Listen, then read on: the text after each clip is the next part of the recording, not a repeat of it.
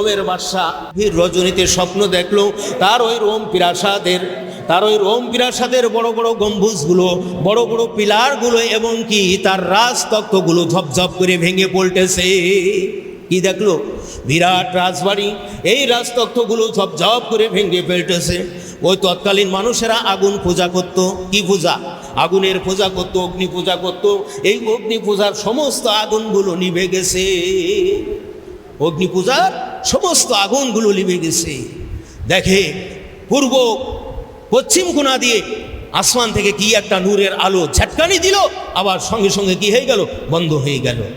বন্ধুগণ, এরা মারাত্মক স্বপ্ন দেখার পরে গা ঘেমে গেছে, একেবারে কি চেতনা হয়ে সঙ্গে সঙ্গে ঘন্টায় বাড়ি দিয়েছে।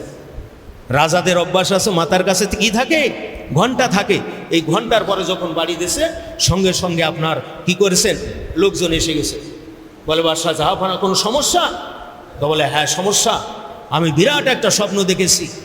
সকালবেলায় রাজদরবার জাঁকজমকপূর্ণ করবে, সমস্ত জ্ঞানীগুণী যারা আছে সবাইকে জরুরি আহ্বান করো, এখনই দুধ ফাটায় যাও, সমস্ত জ্ঞানীগুণী যেন সকালবেলায় রাজদরবারে হাজির।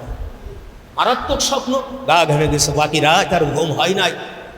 শুধু শক্তিশালী একটা লোককে তলব করা হলো, তাকে বলা হলো, যাও তুমি হেজাজের দিকে রওনা করো, এই স্বপ্নের ব্যাখ্যা নিয়ে আসবে। বন্ধুগণ, গাছ জোরে ঘোড়া দাবড়িয়ে চলতে কয়েক রাত দিন চলার পরে যে সেই যেখানে পৌঁছাইছে, বলছে, তুমি কোথা থেকে এসেছো? বলে, আমি রোম সাম্রাজ্য থেকে এসেছি। বাদশাহ আমাকে পাঠিয়েছে তার স্বপ্নের ব্যাখ্যা করার জন্য। এই আপনাদের মহল্লায় নাকি একজন মুরব্বী আছে, এই মুরব্বী নাকি এই স্বপ্নের ব্যাখ্যা দিতে পারবে। বলে, হায় আফসোস, লোকটা গত 2 দিন আগে ইন্তেকাল করছে। ইন্তেকাল করছে। তো বলে, আরেকটা লোক আছে, আপনি এখান থেকে আরো অনেক দূরে চলে যান। একটা ঠিকানা দিল। এইবার সেই বার্তাবাহক আবার ওই দিকে ছুটতে থাকলো। ছুটতে এক পর্যায়ে সেখানে যে পৌঁছাইছে, যে দেখে যে উনি পৌঁছানোর 10-15 মিনিট আগে সে লোক মারা গেছে। আমরা চিন্তা বাড়ছে না কমে? হ্যাঁ, আল্লাহ তাআলা দেখেন কি কুদরত, আল্লাহু আকবার। বন্ধুগণ আমার, তখন ওখান থেকে আর একটা নুক্তা পেল যে আপনার এই স্বপ্ন ব্যাখ্যা দিতে পারবে অমুক শহরে আর একটা লোক আছে, যদি তাকে জীবদ্দশায় পাও তাহলে স্বপ্নের ব্যাখ্যা পাবে, নাইলে পাবে না। চিন্তায় চিন্তিত হয়ে গুটি গুটি পায়ে এগোতে লেগেছে। চলতে এক পর্যায়ে তার বাড়ি পৌঁছে গেছে। এত মুরব্বী মানুষ একেবারে মুর্মুষ অবস্থায় সেই লোকটা সেখানে পৌঁছালো। বাদশার সালাম কালাম তার কাছে দিল, বার্তাবাহক পরিচয় দিল, দিয়ে বলছে, বাবা, তোমার এই স্বপ্নটার ব্যাখ্যা দেওয়ার জন্য হয়তো আল্লাহ আমাকে এখনো পর্যন্ত বাঁচিয়ে রেখেছে। যাও তোমার বাদশাকে গিয়ে এই স্বপ্নের ব্যাখ্যাটা দিয়ে দাও। সুবহানাল্লাহ। রাজদূত এইবার রোমের দিকে আবার প্রত্যাগমন করছেন, ফিরছেন।